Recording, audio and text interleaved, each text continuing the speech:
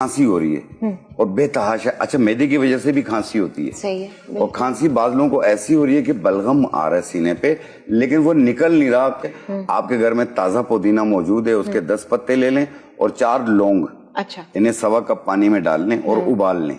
कहवा बन गया। 1 कप सुबह, 1 कप शाम, 1 कप सुबह, 1 कप शाम, 2 या 3 दिन पी लें। अच्छा। सीना भी साफ, गला भी साफ, बलगम वगैरह सब खत्म हर हो चीज वैसे ही रूटीन में शामिल कर ले, कुछ है या नहीं है ना। एक वैसे टाइम बहुत फिर रात अच्छी के एक चीज टाइम है, पी लिया करें। है ना, हाँ, वो भी आपको अच्छा ये है। जो एलर्जी रहती है ये उसको दूर कर दी।